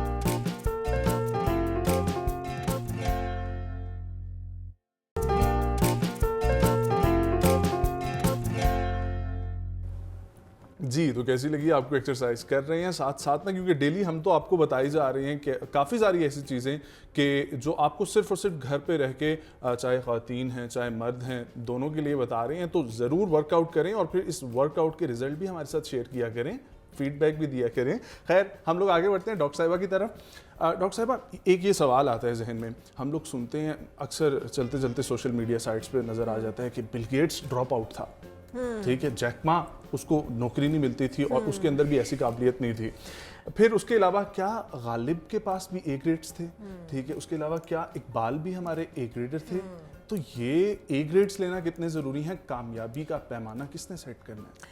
اچھا دیکھیں, یہ جو آپ نے یہ والی ایگزامپلس دی ہیں نا, یہ ایگزامپلس ایک طرح سے ہمارے لیے بڑی ڈینجرس بھی ہو گئی ہیں, کیونکہ اب جب ہم بچوں کو انفورس کرتے ہیں نا کہ آپ پڑھیں, اکیڈیمک ایکسلنس بہت امپورٹنٹ, تو وہ آپ کو یہ ایگزامپلس دیتے ہیں, وہ پھر آپ کو یہ ایگزامپلس دیتے ہیں, پھر آپ کو آگے سے سمجھ نہیں آتی کہ آپ ان کو کیسے بتائیں. نو ڈاؤٹ, اس میں کوئی شک نہیں ہے, لیکن ایٹ دا سیم ٹائم آپ کو یہ بات بھی آپ ڈینائی نہیں کر سکتے کہ اکیڈیمک ایکسلنس از امپورٹنٹ. وہ الگ بات ہے کہ اکیڈیمک ایکسلنس کے ہم نے اسٹینڈرڈس کیا بنائے ہیں, وہ آپ کے مارکس نہیں ہیں, ٹھیک ہے. سو اس میں بات یہ ہے کہ اگر کوئی بندہ ڈراپ آؤٹ ہو گیا یا کسی کو نکال دیا گیا اس سسٹم سے, تو دیٹ مینس وہ سسٹم کا قصور ہے. سو اس کا یہ مطلب نہیں ہے. بالکل اسی سے میرا سوال ہے کہ کیا ہمیں ایجوکیشن پیٹرن اور سٹائل بھی چینج کرنے کی ضرورت ہے, تاکہ ہم دیکھ سکیں کہ صرف یادداشت کا ٹیسٹ نہ ہو اور بھی بہت ساری چیزوں کا ٹیسٹ لیا جائے. بالکل بالکل, دیکھیں آپ کی کریٹیوٹی ہوتی ہے, آپ کی کرٹیکل تھنکنگ ہوتی ہے. یہاں پہ کرٹیکل تھنکنگ کا کانسیپٹ ہی نہیں ہے. آپ اگر کسی بھی چیز کے بارے میں اگر اس کو چیلنج کریں, دیکھیں چیلنج کرنا کوئی بری بات نہیں ہوتی ہے. آپ اگر چیلنج کریں تو وہ ہو تو ہمارے یہاں تو مسئلے مسائل کھڑے ہو جاتے ہیں کہ یہ تو بغاوت ہو گئی, یہ تو سوال کر رہی ہے, یہ تو ہم سے پوچھ رہی ہے. اچھا, مجھے ایک اور چیز بتائیں, ایگزامینیشن ہال کے اندر ٹیچرز کو کیا ہو جاتا ہے, ایک نارمل بچہ ان کے پاس پڑھ رہا ہے, ٹھیک ہے, اس کے ساتھ بڑے اچھے سے ہنسی خوشی پیش آ رہے ہیں, لیکن جب وہاں پر پہنچا اور ہلکا سا بھی ہلے گا تو آواز آ جاتی ہے کہ ڈرائنگ روم میں نہیں بیٹھے آپ. تو یہ کیا وجہ ہے کہ بہت سارے سخت ہو جاتے ہیں ٹیچرز وہاں پر پہنچ کے؟ دیکھیں یہ تو بتائیں مجھے نہیں, ویسے میں اس سے ریلیٹ نہیں کر پا رہی ہوں کیونکہ نہ کبھی میرے ساتھ ایسا ہوا. وہ الگ بات ہے کہ نہ میں نے کبھی ایسا کیا. تو بات یہ ہے کہ ایگزامینیشن ہال والی جو چیز ہے, دیکھیں چیک تو ضروری ہے نا, جو مطلب you have to make sure کہ کوئی چیٹنگ تو نہیں ہو رہی ہے, کوئی انفیئر مینس تو اڈاپٹ نہیں کیے جا رہے. لیکن اگین اس میں وہ آپ کو تھانے داری والا آپ کا ایٹیٹیوڈ نہیں ہونا چاہیے, آپ کا کوسچن پیپر سیٹ ہی ایسا ہونا چاہیے. آپ کو پتہ ہے بورڈ کے ایگزام میں سننے میں آتا تھا ہمیں کہ جی پولیس آج چیکنگ کے لیے آ رہی ہے. بھائی پولیس کا کیا کرنا ہے وہاں پہ؟ دیکھیں آف کورس کام ہے نا, کیونکہ آپ یہ دیکھیں کہ بہت ساری ایسے بھی لوگ بیچ میں انوالو ہوتے ہیں جو انفیئر مینس سے پیپرز سالو کراتے ہیں. سو اس میں ایکچولی اگین بات وہی سسٹم پہ آ جاتی ہے. میرا ایک اور بھی سوال ہے کہ ہم رٹے سے نکل کے لرننگ پہ کب آئیں گے؟ مطلب 10th کلاس تک, میٹرک تک ہمیں کہا جاتا ہے, بلکہ سیکنڈ ایئر تک بھی, کہ آپ نے جو ہے رٹا لگانا ہے اور 2 مہینے پہلے تیاری شروع ہوتی ہے, دن رات ٹیرس پہ دوڑ کے ہم رٹے لگاتے ہیں, اور پھر یونیورسٹی میں آتے ہی پیٹرن بالکل چینج ہو جاتا ہے, کہا جاتا ہے کانسیپٹس کلیئر کریں. تو یہ ایک تو یہ بھی ڈائیورسٹی ہے, اور دوسرا یہ کہ ہم یہ کب شروع کریں گے کہ ہم شروع سے ہی لرننگ کریں, رٹے نہ لگائیں. دیکھیں پتہ ہے میں اس میں کہوں گی کہ جہاں پہ سسٹم کا قصور ہے وہاں پہ ہمارے پیرنٹس کا بھی قصور ہے. وہی جیسے ہم نے بریک پہ جانے سے پہلے بھی بات کی تھی کہ ہمارے تو سسٹم تو ڈائجسٹ کرتا نہیں, پیرنٹس نہیں ایکسیپٹ کرتے ایسے بچے کو جو کہ ایک سرٹن مارکس اسکور نہیں کرتا. بیکاز اچھا اب کیا ہے نا کہ یہ ایک دونوں ریسیپروکیٹ کرتے ہیں, ٹھیک ہے. پیرنٹس اس سسٹم کا حصہ ہیں, انہوں نے بھی اس سوسائٹی کے سامنے اپنا سینہ چوڑا کر کے جانا ہے کہ جی ہمارے بچے نے یہ اچیو کر لیا, ہماری بچی نے یہ اچیو کر لیا, یہ لینڈ مارک کر لیا, اس نے ایک میڈیکل کالج میں ایڈمیشن سیکیور کر لیا, now he is in the engineering university, یا اس کو فورن اسکالرشپ مل گیا, انہوں نے بھی اپنا کرنا ہے. آپ مجھے بتائیں کہ یہ ایک پیرنٹ ہونے کے ناطے کتنا رسکی بات ہے کہ جی آپ کہیں کہ نہیں جی آپ کا بچہ اکیڈیمکلی تو کچھ نہیں کرا لیکن وہ اس وقت اپنے گٹار پہ کچھ میوزک کمپوز کر رہا ہے, لیٹس سی وہ کیا کر کے دیتا ہے. یہ تو چوائس بچوں کو دینی چاہیے, ان کی مرضی کا پروفیشن چوز کرنے کی چوائس بچوں کے پاس ہی ہونی چاہیے. انہی کے سوال سے میرے ذہن میں بھی ایک چیز آئی کہ ہم لوگ یہاں پر قرآن حفظ کرواتے ہیں ترجمے کے بغیر, اسی طریقے سے ہم لوگ سائنس اور ریاضی کے بھی حافظ تو پیدا کر رہے ہیں لیکن وہ عملی طور پر نظر نہیں آتی کدھر بھی. اور یہ آپ نے وہ تھوڑی دیر پہلے بات بھی شیئر کی کہ ہم لوگ میمز دیکھتے ہیں کہ یہ جو اتنے زیادہ ہمیں فارمولاز پڑھائے گئے ان کو کہاں پر اپلائی کرنا ہے. ہاں سو وہ ہم دیکھیں theory for the sake of theory ہم پڑھا تو دیتے ہیں لیکن اس کو پریکٹیکلی امپلوائے کیسے کرنا ہے, کن کن جگہوں پہ کرنا ہے, یہ بیچارے جو ایم ایس سی میتھمیٹکس پڑھ کے بیٹھے ہوئے ہیں ان کو آج تک نہیں پتا کہ اس کو کیا کرنا ہے. Maybe they know it but ہم نے تو یہ میمز دیکھی ہیں اور ہم انہی سے یہ بات ایکسٹریکٹ کر رہے ہیں کہ وہ ان کو خود نہیں پتا کہ ہم نے ان کو کہاں اپلائی کرنا ہے. ٹھیک ہے, دیکھیں جہاں تک قرآن کی تعلیم کے حوالے سے بات ہے یہ بہت اچھی بات ہے. آپ سے زیادہ کس کو پتا ہوگا کہ قرآن حفظ کرنا کتنی اچھی چیز ہے, لیکن وہی بات ہے نا کہ ہم اس کو اپنی زندگی میں امپلیمنٹ کریں, یہ اس سے بھی زیادہ امپورٹنٹ چیز ہے. دیکھیے ڈاکٹر صاحبہ آپ بات کمپلیٹ کر لیں پھر میں اس میں ایک اور چیز ایڈ کرتا ہوں. میں یہ کہہ رہی ہوں کہ اس کو امپلیمنٹ کرنا اس سے زیادہ امپورٹنٹ چیز ہے. اور آپ نے یہ بڑا اچھا اس کو ایک ریلیٹ کرنے کے لیے اگزامپل دی کہ وہی پھر جب تعلیم جو ہے جو جس طرح کتاب ہدایت ہمارے لیے آئی ہے اس کو ہم پریکٹیکلی تو نہیں یوز کر رہے ہیں, تو اسی طرح ہمیں کرنی چاہیے. اسی طرح ہمارا جو دنیاوی جو علم ہے اس کو بھی پریکٹیکلی کیسے امپلوائے کرنا ہے, اپلائی کرنا ہے, یہ آپ کے سسٹم اور آپ کے استاد کا کام ہے کہ وہ آپ کو بتائے کہ یہ کہاں کہاں یوز. اب ان دونوں کو ساتھ کیسے لے کے چلنا ہے مجھے یہ بھی بتا دیں, کیونکہ ایک ادارہ ماں باپ اتنے بچے کو فیس پے کر کے بھیج رہے ہیں ان کے سکولز میں. اگر ہم پرائمری ایجوکیشن پہ آ جائیں چلیں, اس کے بعد آ جاتے ہیں ہائر پہ, کہ پرائمری ایجوکیشن میں ایک بچہ جا رہا ہے لیکن اکثر سننے کو ملتا ہے شام کو آ کے اس نے سپارہ پڑھنے جانا ہے.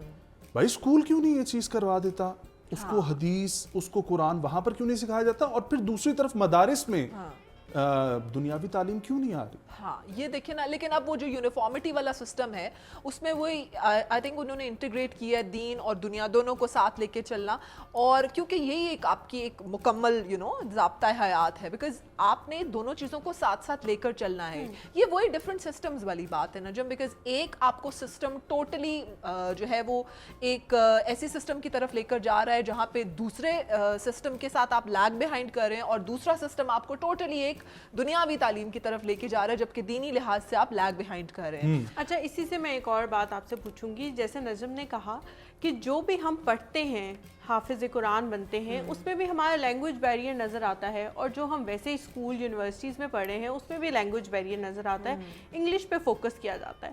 شاید اسی لیے ہمیں چیزوں کی سمجھ نہیں آتی کیونکہ وہ ہماری لینگویج ہی نہیں ہے, پرائمری لینگویج ہی نہیں ہے.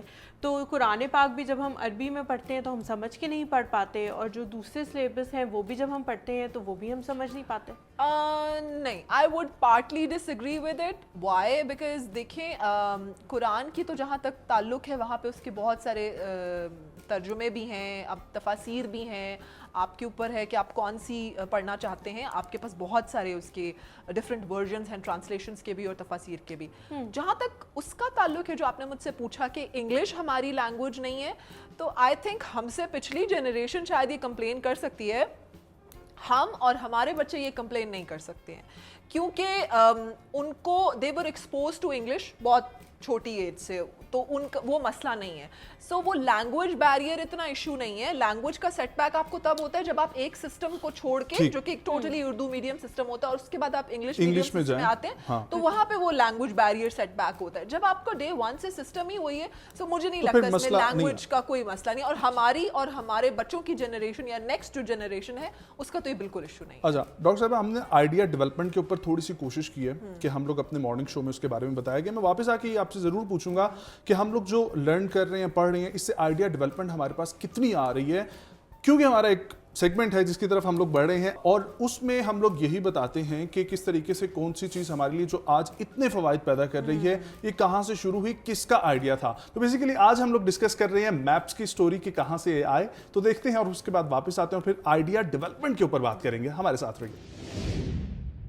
अस्सलामुअलैकुम नाजरीन, मैं हूं डॉक्टर मोहम्मद अली हमजा और आप देख रहे हैं मैं कितनी खुशगवार जगह पे मौजूद हूं। और इस जगह तक पहुंचने के लिए मैंने मोबाइल पे जीपीएस का इस्तेमाल किया। आप समझते हैं ना, ग्लोबल पोजीशनिंग सिस्टम, जीपीएस।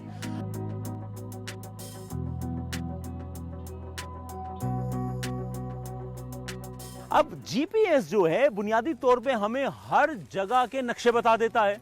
यानी मैंने अपने जाए मकाम से इस खूबसूरत सी जगह पे पहुंचना था, तो मैंने जीपीएस पे इसका मकाम का नाम लिखा, उसने पूरा नक्शा मेरे सामने खींच दिया कि तुम्हारा जाने का रास्ता क्या होगा। नक्शा, जी हाँ, आज तो जीपीएस जिसे हम ग्लोबल पोजीशनिंग सिस्टम कहते हैं, मोबाइल पे हम इलाके का नाम लिखते हैं, हमारी करंट लोकेशन वो लेता है और हमारे सामने हमारे रूट का, रास्ते का एक नक्शा खींच देता है। लेकिन नक्शे का आइडिया जो है उसने इंसान की जिंदगी में सहूलत भी लेके आया और बहुत से इनकलाबात जो हैं ये इसी नक्शे के सबब हुए।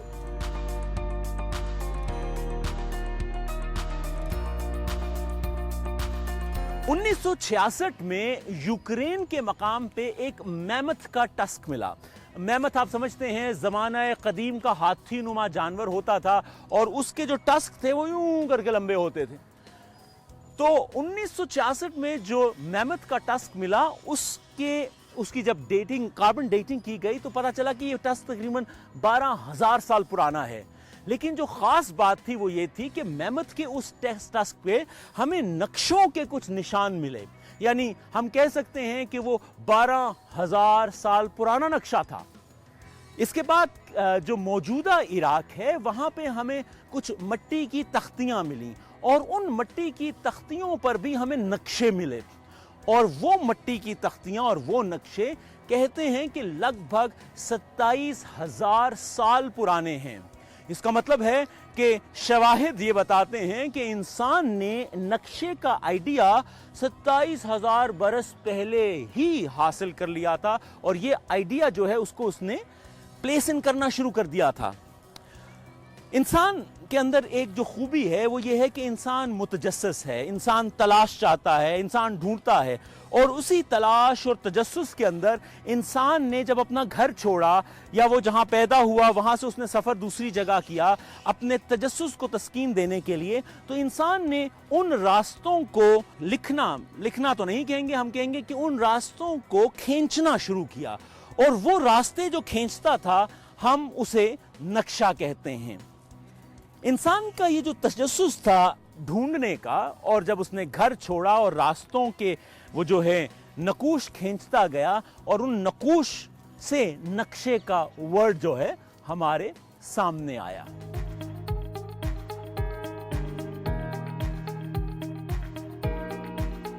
(610 कब्ले मसीह यानी लगभग कोई 2600 साल पहले यूनानी फर्द एग्जिमेंडर जो था उसे पहला साइंसी जोग्राफिया दान माना जाता है। एग्जिमेंडर ने बुनियादी तौर पे जहां जहां सफर किया, जहां जहां वो गया, उसके नक्शे खींचना शुरू किया और उसने नक्शे खींचते हुए सिलेंडर नुमा चीज के ऊपर नक्शे खींचे और उसने ये तस्वुर दिया कि ये जमीन बुनियादी तौर पे एक सिलेंडर नुमा चीज है।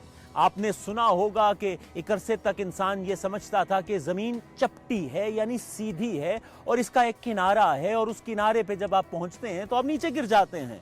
और ये तस्वुर जो है कि ज़मीन चपटी है एक अरसे तक इंसानी तारीख में मौजूद रहा और एग्जिमेंडर ने जब सिलेंडर के ऊपर नक्शे बनाए तो उसने बुनियादी तौर पे इसी नुक्ता नज़र को सामने रखते हुए जहां जहां गया उनके नक्शे वो खींचता रहा। लेकिन फिर हमने देखा कि इसके 100-150 साल बाद एक साइंसदान पिथागोरस आया और पिथागोरस ने साबित किया कि भाई ज़मीन सीधी या चपटी नहीं है, ज़मीन तो गोल है। और पिथागोरस ने जब यह साबित किया तो सबने कहा पागल है, लेकिन बाद में अरस्तु ने पिथागोरस की इस बात को दलीलों के साथ साबित किया कि पिथागोरस वाज राइट।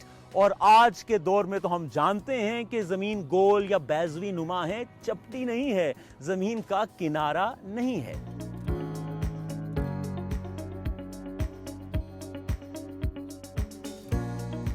सो हम बात कर रहे थे नक्शे की, एग्जिमेंडर के नक्शे की, जो पहला साइंसी जोग्राफिया दान था।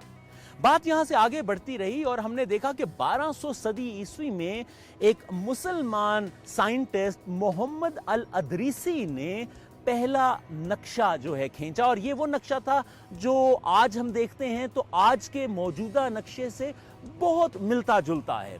और ये एक हैरानकुन बात थी कि मोहम्मद अल अदरीसी ने ऐसा नक्शा 1200 सदी ईस्वी में कैसे बनाया जो आज के नक्शे से मिलता जुलता था। खैर, मोहम्मद अल अदरीसी ने अपना ये नक्शा सिसिली के बादशाह को प्रेजेंट किया और उसकी बड़ी इज्जत अफजाई हुई, और ये नक्शा 400 साल तक राइज रहा। और फिर हम देखते हैं कि एक फ्लेमिश बंदा जो है वो आया और उसने आके एक नक्शे को ग्लोब की सूरत में पेश किया। और जब मैं कहता हूं ग्लोब की सूरत में, तो क्योंकि तब तक ये बात डेवलप हो चुकी थी, एस्टैब्लिश हो चुकी थी कि ज़मीन गोल है, तो उसने गोल सतह के ऊपर ज़मीन का नक्शा खींचा, यानी हमारे इस कुर्रा अर्ज का नक्शा खींचा और बताया कि ये ऐसा दिखता है, हमारा गोला ऐसा दिखता है, हमारा प्लैनेट ऐसे दिखता है। और फ्लेमिश जो नक्शा साज था, उसका ये नक्शा जो था वो काफ़ी अरसा राइज रहा। अल अदरीसी ने नक्शा बना दिया, फ्लेमिश ने ग्लोब के डिज़ाइन पे नक्शा बना दिया, लेकिन फिर गरारदस एक नक्शा साज आया जिसने जजीरों के नक्शे भी ज़मीन के नक्शे में शामिल किए। सो गरारदस वो पहला इंसान था जिसने छोटे मोटे जजीरे जो समुद्रों में मौजूद थे, उसने उन नक्शों में जजीरों के नक्शे भी खींचे। फिर गरारदस के बाद अब्राहम ओटिलियस आता है, और अब्राहम ओटिलियस वो पहला नक्शा साज था जिसने एक एटलस मुरतब किया। एटलस तो आप समझते होंगे कि एक तो बड़ा नक्शा होता है, फिर उस नक्शे के हिस्से होते हैं, उनकी डिटेल होती है। फॉर एग्जांपल ज़मीन का नक्शा यानी हमारे प्लैनेट का नक्शा, फिर उसमें एशिया का नक्शा, एशिया के अंदर पाकिस्तान का नक्शा, पाकिस्तान के अंदर शहर लाहौर का या पिंडी इस्लामाबाद का, कराची का नक्शा। सो बेसिकली अब्राहम ओटिलियस ने एटलस जो है मुरतब किया, और ये एटलस जो है ये काफ़ी अरसा राइज रहा। और उसके बाद फिर नक्शा साजी की डेवलपमेंट होती रही, और आज जो है वो नक्शा साजी की सनत जो है वो बहुत आगे जा चुकी है। इतनी आगे जा चुकी है कि 1645 ईस्वी में इंसान ने ज़मीन छोड़ चांद का नक्शा बनाना शुरू कर दिया, और 1645 में एक बेल्जियम नक्शा साज वो पहला नक्शा साज था जिसने ज़मीन के अलावा चांद का नक्शा बनाया। और आज हम देखते हैं निज़ामे शमसी के नक्शे मौजूद हैं, कॉस्मोलॉजी के नक्शे मौजूद हैं, कहकशाओं के नक्शे मौजूद हैं, और अब नक्शा साजी की सनत इतनी आगे जा चुकी है कि हम समुद्रों के नक्शे, समुद्रों के अंदर ज़मीन, उनकी डिटेल, पहाड़ी जो सिलसिले हैं उनके नक्शे, और न जाने क्या क्या। नक्शा साजी की ये जो सनत है इसने वक्त के साथ बहुत तरक्की की, और अब जो है हम इस सतह पे आ गए हैं कि एक सैटेलाइट मौजूद है जो हमें यहाँ से नज़र नहीं आता, वो खला में मौजूद है, और खला में मौजूद वो ज़मीन की तस्वीरें खींचता है, और उन तस्वीरों से GPS सिस्टम यानी ग्लोबल पोजिशनिंग सिस्टम काम करता है। सो नक्शा साजी कहाँ तक पहुँच गई। लेकिन आज नक्शा साजी की सनत जहां मौजूद है, इसकी इब्तदा जो है वो बुनियादी तौर पे इस आइडिया के साथ हुई कि let's make diagrams, let's sketch diagrams. हम खींचते हैं रस्तों को, और इन्हीं रस्तों को खींचते खींचते हमने देखा कि इलेक्ट्रॉनिक बोर्ड्स के नक्शे बनने लगे। आप इलेक्ट्रॉनिक्स तो यूज करते हैं, कभी इलेक्ट्रॉनिक बोर्ड खोलें तो उसके अंदर आपको नक्शे नजर आते हैं। आप बायोटेक्नोलॉजी के अंदर चले जाएं, ब्रेन साइंसेस के अंदर चले जाएं, तो अब ब्रेन साइंसेस के अंदर दिमाग में मौजूद जो वायरिंग है उसके नक्शे खींचे जाते हैं, घरों के नक्शे खींचे जाते हैं। और ये तो आपको पता है इस पर कमाइयां होती हैं। लोग घर बनाने के लिए नक्शा साजों के पास जाते हैं और कहते हैं भाई हमारे घर का एक नक्शा तो बना दो। सो नक्शा साजी अब एक बहुत बड़ी सनत है, लेकिन वी नीड टू अंडरस्टैंड कि इंसानी तारीख में नक्शा एक ऐसा आइडिया था जिसने इंसान को न सिर्फ उसके मुतजस्सिस बातन को तसल्ली दी, बल्कि आने वाली नई नस्लों को बहुत से मकामात से रूशनास करवाया, बहुत से पहलुओं से जो है उनके सामने मुतारिफ करवाया। और इस नक्शा साजी की वजह से इंसान की फिक्री बालिदगी भी पॉसिबल हुई, फिक्री आबियारी होती रही नक्शों की वजह से। सो नक्शे यानी maps are one of the idea that change the entire human history. आप तसव्वुर कीजिए कि नक्शा मौजूद ना होता तो शायद आज बहुत कुछ ना होता। सो आज तक के लिए इतना ही। डॉक्टर मोहम्मद अली हमजा को इजाजत दीजिए। खुदा हाफिज।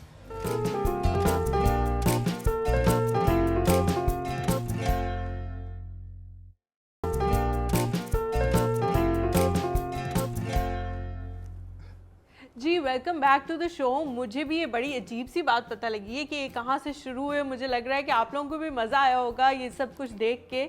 वापस आते हैं अपने टॉपिक की तरफ। मेरा जो सवाल है वो ये है कि इंग्लिश के टेंसेस पढ़ाए जाते हैं, क्या वो स्पोकन इंग्लिश में यूज़ होते हैं? और अगर वो यूज़ नहीं होते तो पढ़ाई क्यों जाते हैं? अच्छा, देखिए ऑफ कोर्स वो जब ग्रामर का हिस्सा है तो वो यूज़ होते हैं ना। बात ये है कि जिस तरह इंग्लिश पढ़ाने के, English as a foreign language पढ़ाने के भी बहुत सारे मेथड्स हैं जो विद द टाइम एवॉल्व हुए हैं। डायरेक्ट मेथड है, GTM ग्रामर ट्रांसलेशन मेथड है। आप जो टेंसेस की बात करिए ना कि जो हमें पढ़ाए जाते हैं, एक्चुअली प्रॉब्लम ये है कि हमने इंग्लिश की जो ग्रामर थी ना वो हमेशा हमने उर्दू में पढ़ी। ठीक है, हमें ग्रामर ये नहीं कि हमें रूल्स तो पढ़ाए जाते हैं। पता है, मैं इसकी एग्जांपल हमेशा ऐसे देती हूँ कि ऐसा है जैसे कि आपको ना ड्राइंग रूम में या घर में बैठ के ड्राइविंग की स्किल्स सिखाई जाएं कि जी जाओ, चाबी से दरवाज़ा खोलो, गाड़ी स्टार्ट करो, सेल्फ मारो, आहिस्ता आहिस्ता क्लच छोड़ो, फिर आहिस्ता आहिस्ता रेस, अनलेस कि आपकी ऑटोमेटिक गाड़ी है, मैं मैनुअल की सिखाना बता रही हूँ। और फिर उसके बाद नहीं, उसके पहले गियर लगाएं। सो यू नो, लेकिन आप रोड पे जब तक नहीं जाएंगे, जब आप प्रैक्टिकली उस स्किल्स को एम्प्लॉय नहीं करेंगे, आपको नहीं आ सकती। आपको रोड पे जाना बहुत ज़रूरी है। So, इसी तरह टेंसेस को उर्दू में सिखा देना या इवन फॉर दैट मैटर खाली टेंसेस सिखा देना इज नॉट इम्पॉर्टेंट। ठीक है, अनलेस कि आप actually you make the kid use that means कि आप उस कम्युनिकेटिव सिचुएशन में डाले जाएं जहां वो आपको यूज करना पड़े, ना कि बस आप जबानी बता दें कि जी एक दिन में कह दें यूं करते हैं, ऐसे गियर लगाते हैं, आहिस्ता आहिस्ता क्लच छोड़ते हैं, आहिस्ता आहिस्ता रेस देते हैं, लो जी मुझे ड्राइविंग आ गई। ऐसे टेंसेस नहीं आते। अच्छा, अब डिक्शनरी भी जो है वो भी आगे की तरफ जा रही है, उसको भी दोबारा से फ्रेम किया जा रहा है। बहुत सारे ऐसे वर्ड्स हैं जो पहले स्लैंग वर्ड्स कहलाते थे लेकिन अब डिक्शनरी का हिस्सा है, लेकिन वो भी टेंसेस में यूज नहीं करने देते लोग। मतलब टीचर्स जो हैं वो अलाउ नहीं करते आपको कि आप वो वर्ड्स, वो कॉमास, वो अपॉस्ट्रोफी टेंसेस में यूज़ करें, या स्पोकन इंग्लिश में तो वो यूज़ होते हैं आम से। नहीं देखिए, नहीं, बात ये है कि वो उस सिचुएशन की बात है। आप लैंग्वेज को दो उसमें पार्ट्स में डिवाइड, 2 या इवन 3 में भी कर सकते हैं, फॉर्मल, इनफॉर्मल एंड सब स्टैंडर्ड लैंग्वेज। हाँ, अगर आपकी एकेडमिक राइटिंग की कुछ डिफरेंट नीड्स होती हैं, एकेडमिक राइटिंग में आपको सब स्टैंडर्ड एंड इनफॉर्मल राइटिंग नहीं अलाउ की जा सकती, तो दैट्स फॉर श्योर। देखिए, स्पोकन लैंग्वेज की रिक्वायरमेंट्स भी और होती हैं और उसकी बाउंड्रीज भी और होती है। इसी तरह रिटन और एकेडमिक राइटिंग में आपको नहीं कहा जा सकता। जैसे मैं आपको एक बात बताती हूँ, दैट्स वेरी इंटरेस्टिंग थिंग कि एक दफ़ा मैं अपनी एक इंस्ट्रक्टर के साथ बैठी थी, उन्होंने मुझे PhD में पढ़ाया था, तो मैंने उनके सामने एक वर्ड यूज़ कर लिया। I don't know if I should be using that word, but खैर अब तो वो वर्ड डिक्शनरी का हिस्सा है। मैंने उनके सामने वर्ड यूज़ किया जुगाड़। शी सेड, लुक सादिया, तुम इतनी अच्छी, इतनी वेल स्पोकन बच्ची हो, तुम्हारे मुंह से ये वर्ड सूट नहीं करता, ये क्या वर्ड है? खैर मैंने मैम को पूरी एटमोलॉजी बताई वर्ड की कि इस वर्ड का मतलब भी क्या है एंड ऑल दैट। सो बाद में जब वो वर्ड जो है वो फिर डिक्शनरी का हिस्सा बन गया, तो बाद में खैर ऑन अ लाइटर नोट मैंने अपनी इंस्ट्रक्टर को बताया, मैंने कहा मैम ये तो अब डिक्शनरी का हिस्सा हो गया एंड ऑल दैट। सो बात ये नहीं होती, बात ये होती है कि कुछ फॉर्मल लैंग्वेज होती है, एक इनफॉर्मल होती है, एक सब स्टैंडर्ड होती है, और फिर एक एकेडमिक आपकी राइटिंग होती है। एकेडमिक राइटिंग की अपनी रिक्वायरमेंट्स होती हैं और उसमें आप ये सारी चीज़ें। डॉक्टर साहब ज़रा आप बात कर लीजिए हायर एजुकेशन के हवाले से, क्योंकि उसके भी लिहाज से कुछ क्वेश्चन मेरे ज़हन में, लेकिन उससे पहले ड्राइविंग सिखा दी है डॉक्टर साहबा ने, लेकिन हाँ ये नहीं बताया कि सीट बेल्ट भी बांधनी है। ठीक है, तो आप क्लच रेस चेस के साथ बाद में खेलिएगा, पहले सीट बेल्ट ज़रूरी है। और अब आप ये देखें कि सीट बेल्ट की इंपॉर्टेंस का अंदाजा आपको तभी होगा जब आप प्रैक्टिकली ऑन रोड जाएंगे। सो नाउ यू सी कि प्रैक्टिकल कितना इंपॉर्टेंट है। बिल्कुल इंपॉर्टेंट है। आते हैं हायर एजुकेशन की तरफ। डिग्री हमारे लिए इतनी इंपॉर्टेंट चीज़ है, इसकी एक्सेप्टेंस जब हो जाए तो वो ऐसे ही है कि आपकी करेंसी एक्सेप्ट हो गई है। और करेंसी कौन सी एक्सेप्ट नहीं होती? जो पुरानी हो चुकी हो या जाली करेंसी हो। पाकिस्तान के बच्चों को पाकिस्तान के अंदर ये बहुत सारे इश्यूज हैं कि उनकी डिग्री किसी भी यूनिवर्सिटी की है एक्सेप्ट नहीं हो रही। اس کی وجوہات کیا ہیں؟ ڈگری ایکسیپٹ نہیں ہو رہی. دیکھیں ڈگری ایکسیپٹ نہیں ہوتی, دیکھیں اس کی مراد یہ نہیں ہے کہ وہ لٹرلی ایکسیپٹ نہیں کر رہے, ایکسیپٹنس ہے نہیں نا, جب ان کے پاس اسکلز بھی ہیں لیکن اس کے باوجود کیوں ان امپلائمنٹ ہے, تو ان کے لیے تو یہ ردی کا پیپر ہی ہے. اچھا, آپ یہ کہنا چاہ رہے ہیں کہ ان کی ڈگری کی وہ ویلیو نہیں ہے جو کہ باقی ڈگریز کی ہے.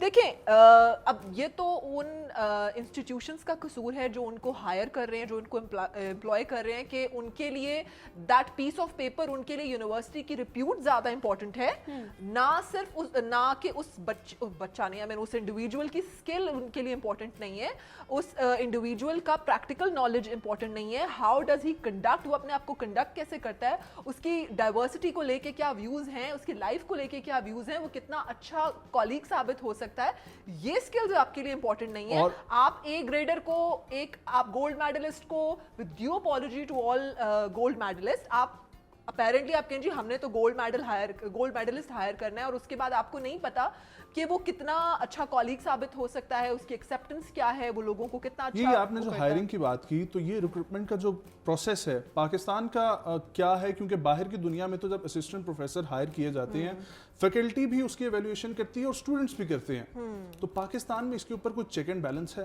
آپ لوگ خود یونیورسٹیز کا حصہ ہیں, آپ لوگ مجھے بتائیں, آپ ہر سیمسٹر کے بعد ہماری ایویلویشن نہیں دیتے ہیں؟ آپ لوگ دیتے ہیں. اس ایویلویشن اس کا میں بھی کوئی ہمیں ڈر لگ مطلب رہا نہیں ہوتا ہے, اس میں پتہ ہے سیدھا ہمیں ڈر لگ رہا ہے, ٹرسٹ ایشوز ہیں ہمیں, ٹرسٹ ایشوز ہیں کہ یہ چیک ہوتی ہے. نہیں, اچھا وہ بالکل انونیمائز ہوتی ہے, وہ بالکل انونیمائز ہوتی ہے, اور ہمیں نہیں پتا ہوتا کہ یہ کس نے, بہت ساری چیزیں فیڈ بیک ہمیں بھی مل رہی ہوتی ہیں, لیکن وہ انونیمائز رکھا جاتا ہے اس کو. تو ایسا تو نہیں ہے کہ امپلائمنٹ کے ٹائم پہ یہ ساری چیزیں feedback, instructor feedback, teacher feedback کی جاتی ہے, لیکن ہاں یہ ہر سیمسٹر کے بعد ہوتی ہے, اور یہ ہمارے لیے بڑی ہر چیز میں اکاؤنٹیبلٹی بہت اہم ہوتی ہے. ٹیچرز کی, پروفیسر کی اکاؤنٹیبلٹی کہاں پر ہے ہمارے ایجوکیشن سسٹم؟ ہر دن نجم, ہر دن اکاؤنٹیبل ہیں ہم. اچھا میں آپ کو بتاتی ہوں, کون سوال کرتا ہے؟ آپ ہمارا ورژن بھی سن لینا کبھی, ہم لوگوں کی بھی سن لیں کیسے اکاؤنٹیبلٹی ہوتی ہے. فار ایگزامپل میں نے آج کی کلاس میں ایک لیکچر دیا ہے, ٹھیک ہے, دیکھیں اگر میں اپنا لیکچر, اگر میں انپریپیئرڈ گئی ہوں, میں نے کلاس کو اگر ریسورسز پرووائڈ نہیں کیے ہیں, تو میری اکاؤنٹیبلٹی ہو جاتی ہے.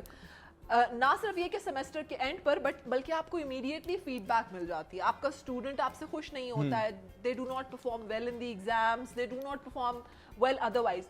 سو اگر ایک اچھا ٹیچر ہے, ایک اچھا ٹیچر تو نہیں, خیر میں کہوں گی ٹیچر از ٹیچر, آئی مین اچھا برا والی تو بات نہیں ہے, I means if he is or she is a skilled teacher, تو وہ اس کی اکاؤنٹیبلٹی کا ورڈ تو مجھے ٹھیک نہیں لگ رہا, لیکن اس کو فٹافٹ وہ فیڈ بیک مل جاتی ہے کہ یار آج کچھ اچھا نہیں لیکچر ہوا, بیکاز یو نو یا تو اسٹوڈنٹس کی فیڈ بیک نہیں آ رہی ہوتی ہے, وہ کلاس پارٹیسپیشن نہیں کر رہے ہوتے ہیں, ڈسکشن میں پارٹیسپیٹ نہیں کر رہے ہوتے ہیں. لیکن یہ بہت سارے اسٹوڈنٹس کی مسکنسیپشن ہے کہ شاید ٹیچرس کی کوئی اکاؤنٹیبلٹی نہیں ہوتی ہے, ایسا کچھ نہیں ہوتا. نہیں, ہمارے لیے فیڈ بیک بھی بہت امپورٹنٹ ہوتی ہے, اور اکاؤنٹیبلٹی ڈیفینیٹلی ہوتی ہے, because you know there are, جب ہم آپ کو گریڈز دیتے ہیں, آپ بھی ہمیں گریڈز دیتے ہیں, اور پھر اس کے اوپر ہماری ایڈمنسٹریشن ہم پہ بھی چیک رکھتی ہے. ایسا نہیں ہے. اچھا جی, چلتے ہیں اپنے نیکسٹ سیگمنٹ کی طرف جو ہے فوڈیز, آپ کو پتا ہے, لیکن آج جو ہم دیکھنے جا رہے ہیں وہ ہے پاکستانیوں کا فیوریٹ ناشتہ, آل ٹائم فیوریٹ, حلوہ پوری. تو چلتے ہیں اور دیکھتے ہیں کہ اس کے بارے میں آپ لوگوں کو کیا بتایا جا رہا ہے. پنجابی ناشتوں کی رونق اور لاہوری اسٹریٹ فوڈ کی شان, حلوہ پوڑی. آخر یہ کہاں سے آئی اور یہ کیوں کھائی جاتی ہے, ہم آج اس کے بارے میں بات کریں گے. میرا نام حمزہ قاضی ہے اور آپ دیکھ رہے ہیں فوڈیز.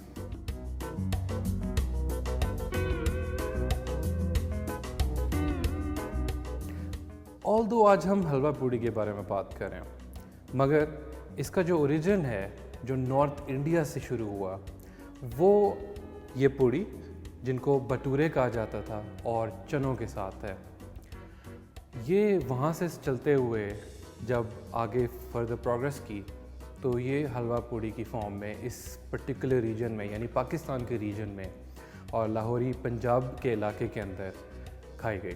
یہ جو پوڑیاں ہیں, ان کا جو اوریجنل نام ہے بٹورے, جو انڈین ریجن کے اندر جانا جاتا تھا.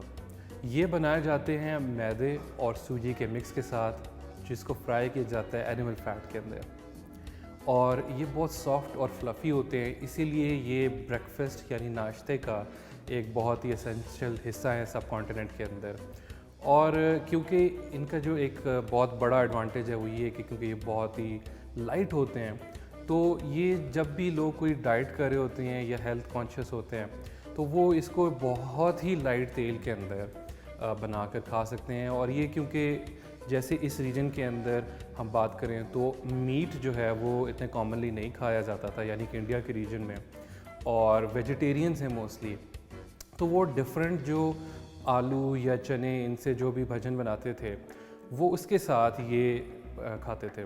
اچھا، ویسے تو انڈیا میں بھی اس کے بیچ میں تھوڑا سا ایک کنفیوژن ہے کہ یہ کہاں سے آئی، پر اگر اس کو دیکھا جائے تو یہ پنجاب کے ریجن میں جو ہے وہ بہت ہی پاپولر ہے، تو اس وجہ سے لوگ جو ہیں اس کو پنجاب کے ریجن سے ایسوسیٹ کرتے ہیں. مگر بہت سارے لوگ یہ کلیم کرتے ہیں کہ یہ ایکچولی دلی کے ریجن سے اوریجنیٹ کی ہے. اور ایدر وے آج بھی جو ہے یہ انڈیا ہو یا پاکستان ہو، یہ پنجاب کی ریجن کے اندر جو ہے یہ اس کی شان ہے، اور اس کے ناشتوں کے اندر جو ہے یہ بہت ہی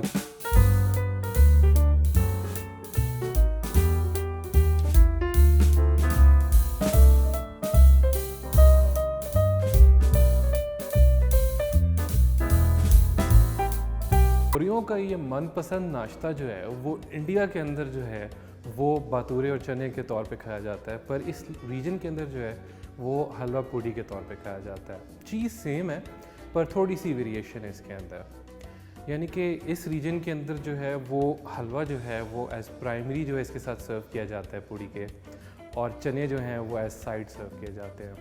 یہ چنے جو ہوتے ہیں وہ مسالے یا ان کو چھولے کے طور پہ بھی کہا جاتا ہے، یعنی کہ مسالہ چھولا یا چھولا مسالہ. تو اس کو جو ہے بہت ساری سائڈ کے ساتھ بھی سرو کیا جاتا ہے، جن میں سے بہت ہی جو مزیدار اور پاپولر ہے وہ ہے اچار. یا کئی دفعہ یہ اچار جو ہے وہ پیاز کی فارم میں جو ہوتا ہے، کئی دفعہ اس کے اندر گاجر اور آم جو ہے وہ شامل کیا جاتا ہے، اور کئی دفعہ اس اچاری مسالے کو آلوؤں کے ساتھ ایک بھجیا کی فارم میں جو ہے وہ شامل کیا جاتا ہے. پر یہ جو پورا کمبینیشن ہے یہ ایک انتہائی مزیدار ناشتے کا کمبینیشن ہے، اور اسی وجہ سے یہ جو جتنی رونق لگاتا ہے وہ رونق جو ہے وہ انڈیا میں بھی اور پاکستان میں بھی پنجاب کے جو گھر کی رونق ہے وہ بنتی ہے. انڈین ہاؤس ہولڈز میں نورتی کا ایک فیسٹیول جو ہوتا ہے اس کے اندر حلوہ پوڑی جو ہے وہ سرو کیا جاتا ہے. سب کانٹیننٹ میں ایک اور حلوہ پوڑی کی جو بہت ہی خاص بات ہے وہ یہ ہے کہ انڈیا میں جو ہندو ہاؤس ہولڈز کے اندر نورتی کے جو فیسٹیول ہے اس میں حلوہ پوڑی جو ہے وہ بہت ہی کامنلی سرو کیا جاتا ہے، اور یہ اس کا بہت امپورٹنٹ حصہ ہوتا ہے.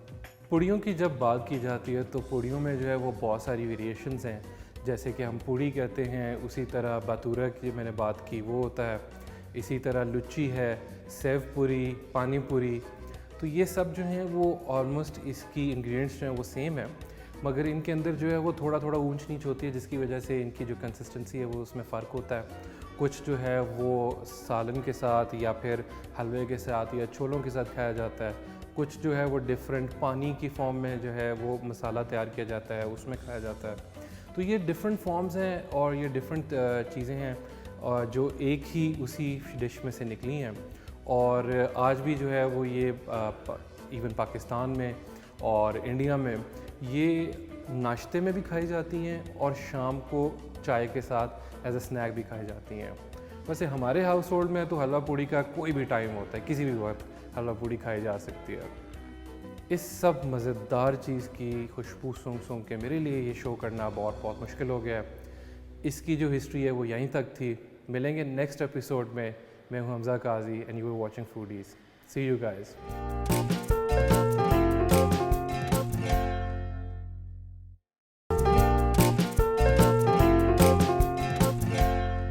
ایک دفعہ پھر سے آپ کو ایک اور صبح میں خوش آمدید کہتے ہیں. ہمارے ویورز بھی یہ سوچ رہے ہوں گے کہ پہلے ایکسرسائز کرواتے ہیں اور بعد میں حلوہ پوری کھلاتے ہیں. ٹھیک ہے, تو اس کو آپ اپنے حساب سے ایڈجسٹ کر لیں. پہلے بے شک حلوہ پوری کھا لیں اور بعد میں اپنی کیلوریز برن کر لیں. ٹائم ہمارے پاس شارٹ ہے ڈاکٹر صاحبہ. میں اس حوالے سے پوچھنا چاہوں گا ٹیچرز کی ٹریننگ کے اوپر ہمارے ایجوکیشن سسٹم میں کتنا غور ہو رہا ہے؟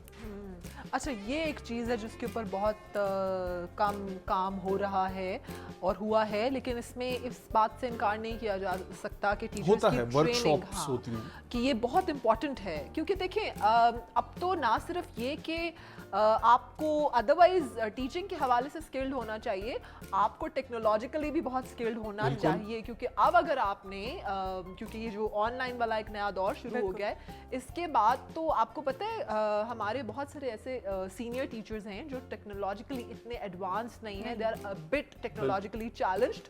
تو وہاں پہ ان کا نالج, وہاں ان کی اسکلز, وہ سب چیزیں ویسے کمپرومائز ہو جاتی ہیں exactly just because of this thing. تو اب آپ دیکھ لیں, اندازہ لگا لیں کہ اسکلڈ ہونے کے ساتھ ساتھ آپ کی ٹریننگز کتنی امپورٹنٹ ہیں, اور آپ اندازہ لگا سکتے ہیں بہت ضروری ہے وقت کے ساتھ ساتھ چلنا. ٹیکنیکس چینج ہو جاتی ہیں, جیسے پچھلے والے سیگمنٹ میں آپ نے سوال پوچھا تھا کہ وہ ٹینسز پڑھائے جاتے تھے, ان کی اپلیکیشن نہیں ہوتی تھی. تو وہ پہلے زمانے میں ہوتا تھا, GTM گرامر ٹرانسلیشن میتھڈ سے پڑھایا جاتا تھا اور اپلیکیشن نہیں ہوتی تھی. تو گرامر میں تو لوگ بڑے پرو ہوتے تھے, لیکن جب یوسیج کی بات آتی تھی, جب اس کو امپلائی کمیونیکیٹر اسکلس میں کرنے کی بات آتی تھی, تو وہ نہیں ہوتے تھے اسکلڈ. بٹ اب with the help of this training بہت سارے ٹیچرز اتنے اکوپڈ ہو گئے ہیں کہ ناؤ دے نو کہ جی ہم نے اس کو ڈسیمینیٹ کس طریقے سے کرنا ہے تاکہ پریکٹیکل نالج جو ہے وہ اسٹوڈنٹس تک پہنچ سکے. ایجوکیشن کے ساتھ کیپٹلزم کا کانسیپٹ جو ہے یہ کب ختم ہوگا؟ کیونکہ ہمارے یہاں پر بچے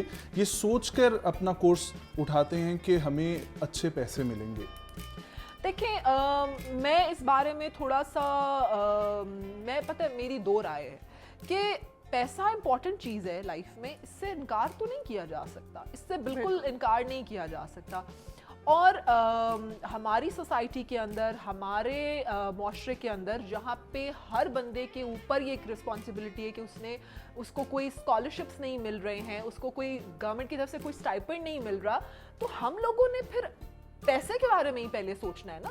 جب آپ کو سٹائپنڈز مل رہے ہوں گے, آپ ایک ایسی سوسائٹی کا حصہ ہیں, آپ ایک ایسی اسٹیٹ کا حصہ ہیں جہاں پہ آپ کو گورنمنٹ کی طرف سے سٹائپنڈز مل رہے ہیں, جہاں پہ آپ کو اسکالرشپس مل رہے ہیں, تعلیم آپ کے لیے مفت ہے, وہاں آپ روٹی اور کپڑے سے آگے سوچیں گے. اچھا ہم جو ہیں کریکولم میں اسکلز کب ایڈ کریں گے؟ شیفس ہو گئے اور اس طرح کی چیزیں ہو گئیں جو سکھانی چاہیے, پینٹنگز ہو گئیں, اس طرح کی چیزیں, مطلب ہاتھ سے کام کرنے والا, کارپیٹ بنانا جیسے ایک بہت بڑی انڈسٹری ہوتی ہے اس کی پوری, وہ چیزیں ہم کب ایڈ کریں گے؟ کچھ جگہوں پر بہت ساری ایسی سکلز انٹروڈیوس کرائی گئی ہیں جو کہ اب سسٹم کا حصہ بن چکی ہیں. اور اس طرح کی جو سکلز آپ کہہ رہے ہیں, کچھ لوگوں کی کلنری سکلز یعنی کہ کوکنگ والی سکلز بہت اچھی ہوتی ہیں, اور پھر اس کے ہینڈی کرافٹس ہو گئے, کارپیٹ والا ہو گیا, یہ ساری بہت ساری چیزیں ہیں. تو آئی تھنک سکلز بہت امپورٹنٹ ہیں, اور یہ خاص طور پہ ہمارے مین اسٹریم ایجوکیشن کا حصہ تو نہیں ہے. مجھے یاد ہے کہ جس ٹائم پہ میں پڑھتی تھی, اور I was in 6th 7th 8th class, تو ہمارے زمانے میں ہوم اکنامکس ایک سبجیکٹ ہوا کرتا تھا جو ہم پڑھتے تھے, اور وہ ہمارا پھر اس میں جو بوائز تھے, میل اسٹوڈنٹس تھے, ان کے لیے ایگریکلچر سے ریلیٹڈ کچھ اس طریقے کی تھی. اس سے زیادہ مجھے نہیں پتا کہ کبھی کچھ. ڈاکٹر سعدیہ فاطمہ اگر ایجوکیشن منسٹر ہوں تو کیا تبدیلی لانا چاہیں؟ یہی اسکلز آپ ایڈ کریں گے اس میں؟ کیا آپ کی پریفرنسز میں یہ چیزیں ہوں گی کہ آپ یہ بھی چیزیں ایڈ کریں؟ دیکھیں میں آپ کو ایک بات بتاؤں, ڈاکٹر سعدیہ فاطمہ 5 سال کے لیے یا ایک اسپیسیفک ٹینیور کے لیے ایجوکیشن منسٹر بن جائے نا, تو خالی کچھ نہیں ہو سکتا میرے ایجوکیشن منسٹر بن جانے سے. مجھے یہ ڈیزگنیشن آپ کے ساتھ ایڈ کروا دی جائے. مجھے اپنے ساتھ ٹیم چاہیے, مجھے اپنے ساتھ وہ لوگ چاہیے جو اس کے اوپر عمل درآمد بھی کر سکیں اور اس کو امپلیمنٹ کرا سکیں. مجھے ایجوکیشن منسٹر بنا دینے سے, یا کسی کو بھی لیٹس سے ایجوکیشن منسٹر بنا دینے سے کام نہیں چلے گا, جبکہ ہمارا مائنڈ سیٹ بہت گراس روٹ لیول سے چینج نہیں ہوگا. جب ہم اپنے بچے کو اس لیے ڈسکارڈ نہیں کر دیں گے کہ یار اس نے تو مارکس نہیں لائے, اس نے تو ہمیں A گریڈ لا کے نہیں دیا, اس نے تو ہمیں خاندان میں منہ دکھانے کے قابل نہیں چھوڑا, لڑکا ہو کے کوکنگ کر رہا ہے, یہ ہماری بیٹی میک اپ آرٹسٹ بن گئی. डॉक्टर स्टिग्मा के बारे में आप कह रही हैं, स्टिग्मा खत्म हाँ, होने के तो वो फिर मैं एजुकेशन मिनिस्टर बन के भी कुछ नहीं कर पाऊंगी जब तक कि हमारे लोगों की सोच चेंज नहीं होगी। सियासी बयान आपने देखा डॉक्टर साहिबा का, बहुत खूबसूरत सियासी बयान है। और इसी के साथ ही हमारे आज के प्रोग्राम का वक्त भी ख़त्म हो रहा है। बहुत शुक्रिया डॉक्टर सादिया, आपने हमें वक्त दिया और बहुत कुछ सीखने को मिला। एजुकेशन के हवाले से बहुत सारी चीज़ें हमारे व्यूवर्स की भी क्लियर हुई होंगी। हम बार बार यही कहते हैं कि तमाम सोशल हैंडल पे आप लोग बता सकते हैं, कोई आपकी राय है हमें देना चाहते हैं या फीडबैक, ज़रूर अपना शेयर कीजिए। और क्योंकि फीडबैक बहुत ज़्यादा ज़रूरी है हमें डिटर्मिन रखने के लिए भी। हलीमा, जुल्फ़िकार, मुझे और डॉक्टर सादिया, हम तीनों को दीजिए इजाज़त। मुलाकात होगी एक नए गेस्ट के साथ, नए टॉपिक के साथ। तब तक के लिए अल्लाह ने कहा।